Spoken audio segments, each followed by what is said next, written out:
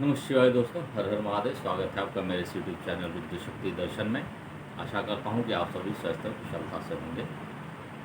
दोस्तों, ये जो वीडियो मैं बनाने वाला हूँ इसमें पृथ्वी आदि से निर्मित देव प्रतिमाओं के पूजन की विधि है, उनके लिए नैवेद्य का विचार, पूजन के विभिन्न उपचारों का फल, विशेष मास वार तिथि एवं नक्षत्रों के योग में पूजन का विशेष फल तथा लिंग के वैज्ञानिक स्वरूप का विवेचन किया गया है। और ये जो वीडियो होगी दोस्तों, ये 2 पार्ट में करूँगा क्योंकि इसकी जो जानकारी है बहुत ही विस्तृत है।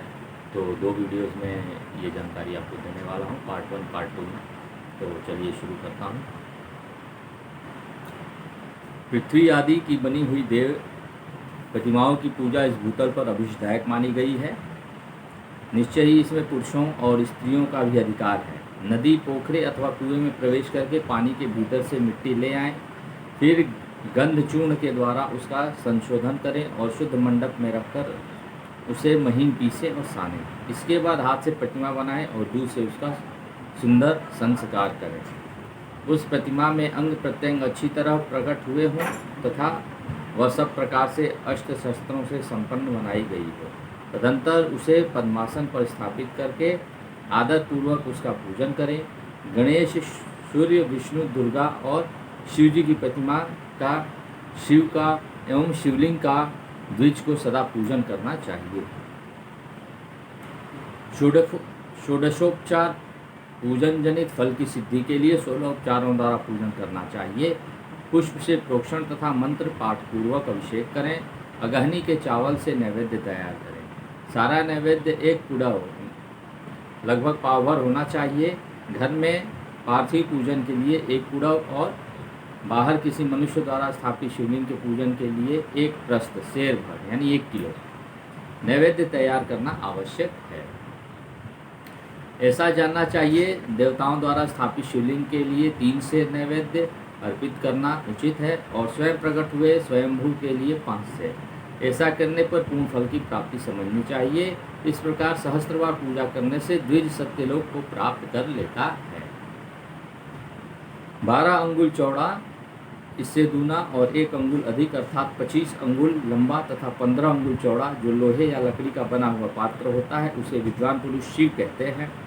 उसका 8वां भाग प्रस्थ कहलाता है जो 4 कुड़व के बराबर माना गया है।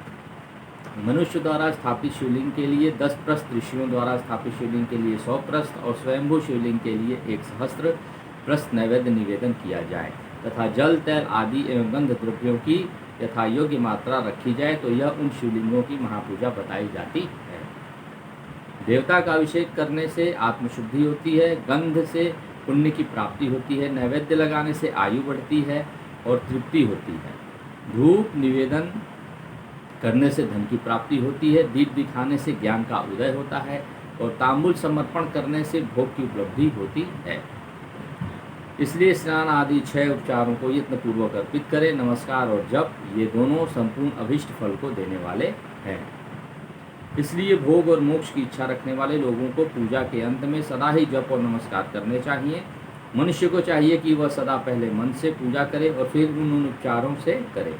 देवताओं की पूजा उन देवताओं के लोगों की प्राप्ति होती है तथा उनके अवान्तर लोक में भी यथेष्ट भोग की वस्तुएं उपलब्ध होती हैं।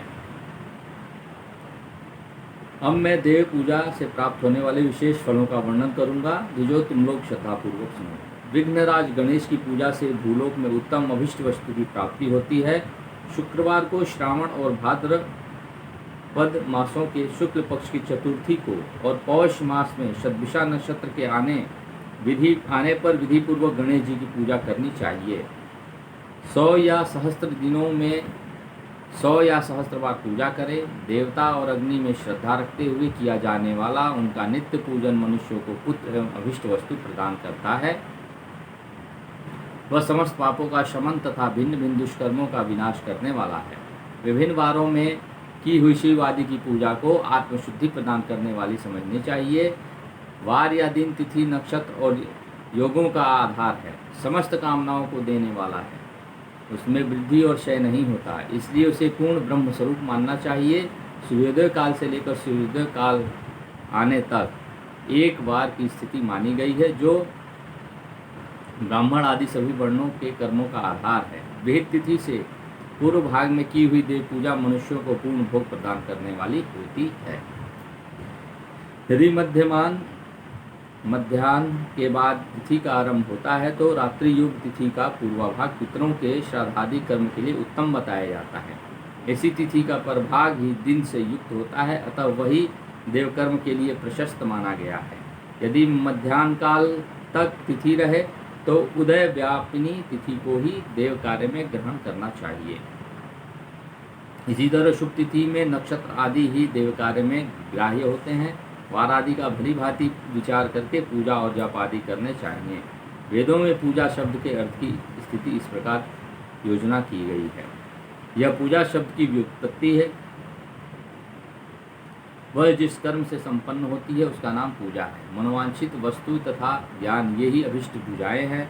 सकाम भाव वाले को अभिष्ट भोग अपेक्षित होता है और निष्काम भाव वाले को अर्थ। पारमार्थिक ज्ञान ये दोनों ही पूजा शब्द के अर्थ हैं। इनकी योजना करने से पूजा शब्द की सार्थकता है। इस प्रकार लोक और वेद में पूजा शब्द का अर्थ विख्यात है।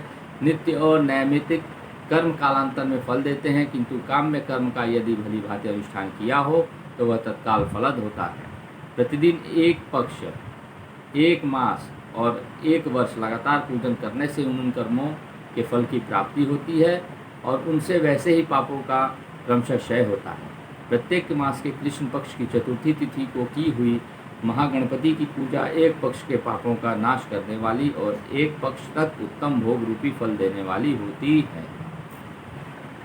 चैत्र मास में चतुर्थी को की हुई पूजा एक मास तक किए गए पूजन का फल देने वाली होती है और जब सूर्य सिंह राशि पर स्थित हो तो उस समय भाद्रपद मास की चतुर्थी को की हुई गणेश जी की पूजा एक वर्ष तक मनोवांछित भोग प्रदान करती है, ऐसा जानना चाहिए। श्रावण मास के रविवार को हस्त नक्षत्र से युक्त सप्तमी तिथि को तथा माघ शुक्ला सप्तमी को भगवान सूर्य का पूजन करना चाहिए। ज्येष्ठ तथा भाद्रपद मासों में बुधवार को श्रवण नक्षत्र के युक्त द्वादशी तिथि को तथा केवल द्वादशी को भी किया गया भगवान विष्णु का पूजन अभिष्ट संपत्ति को देने वाला ऐसा माना गया है। श्रावण मास में की जाने वाली श्रीहरि की पूजा अभिष्ट मनोरथ और आरोग्य प्रदान करने वाली होती है। अंगों एवं उपकरणों सहित पूर्वोक्त गौ आदि 12 वस्तुओं का दान करने से जिस फल की प्राप्ति होती है उसी को द्वादशी तिथि में आराधना द्वारा श्री विष्णु की तृप्ति करके मनुष्य प्राप्त कर लेता है। जो द्वादशी तिथि को भगवान विष्णु के 12 नामों द्वारा 12 ब्राह्मणों का षोडशोपचार पूजन करता है वह उनकी प्रसन्नता प्राप्त कर लेता है। इसी प्रकार संपूर्ण देवताओं के विभिन्न 12 नामों द्वारा किया हुआ 12 ब्राह्मणों का पूजन उन देवताओं को प्रसन्न करने वाला होता है। कर की संक्रांति से युक्त श्रावण मास में नवमी तिथि को मृगशिरा नक्षत्र योग में अंबिका का पूजन करें। वे संपूर्ण मनोवांछित भोगों और फलों को देने वाली हैं। ऐश्वर्य की इच्छा रखने वाले पुरुष को उस दिन अवश्य उनकी पूजा करनी चाहिए। अश्विन मास के शुक्ल पक्ष की नवमी तिथि संपूर्ण अभिष्ट फलों को देने वाली है। उसी मास के कृष्ण पक्ष चतुर्दशी को यदि रविवार पड़ रहा हो तो उस दिन का महत्व विशेष बढ़ जाता है। उसके साथ ही यदि आद्रा या महाद्रा का योग हो तो उक्त अवसरों पर की हुई शिव पूजा का विशेष महत्व माना गया है। माघ कृष्णा चतुर्दशी को की हुई शिव जी की पूजा संपूर्ण अभिष्ट फलों को देने वाली है। वह मनुष्यों की आयु बढ़ाती है, मृत्यु कष्ट को दूर हटाती है और समस्त सिद्धियों की प्राप्ति कराती है। ज्येष्ठ मास में चतुर्दशी को यदि महाद्रा योग हो अथवा माघ शीर्ष मास में किसी भी तिथि को यदि आद्रा नक्षत्र हो तो उस अवसर पर विभिन्न वस्तुओं की बनी हुई मूर्ति के रूप में शिव जी को 16 उपचारों से पूजा करता है। वह पुण्यात्मा के चरणों का दर्शन करना चाहिए। भगवान शिव की पूजा मनुष्यों को भोग और मोक्ष देने वाली है, ऐसा जानना चाहिए। तो दोस्तों ये जो बातें हैं मैंने आपको बता दी कि किस तिथि को क्या करने से क्या फल मिलता है और इसको आप करेंगे तो इसका प्रभाव आप अवश्य देखेंगे। बहुत ही लाभकारी पूजा होता है। विशेष तिथि पे किसी पंडित से आप दिखा करके ये पूजा प्रारंभ कर सकते हैं और जैसे ऐसा इस पुराण में बताया है आप ऐसा करेंगे तो आपको हमेशा ही सुख शांति प्रदान करते रहेंगे दिवाली के भोले। तो आशा करता हूँ कि ये सब पूजा की जो विधियाँ हैं कैसे कब करनी चाहिए आपको समझ में आएंगी, इसलिए इस वीडियो को पूरे ग्रुप में शेयर करिएगा, इससे सभी को इस सबका ज्ञान हो सके और सभी इसका लाभ उठा सकें। तो इसी के साथ मेरे चैनल को लाइक शेयर सब्सक्राइब करते रहिए और देखते रहिए। अब इसका वीडियो का अगला भाग मैं अगले दिन आपको बता दूंगा। ये पार्ट 1 है, पार्ट 2 बना करके मैं जल्दी डालने वाला हूँ। तो दोस्तों इसी के साथ मैं ये वीडियो समाप्त करता हूँ। धन्यवाद। हर हर महादेव, नमः शिवाय, जय माँ आदिशक्ति जगदम्बा। धन्यवाद दोस्तों।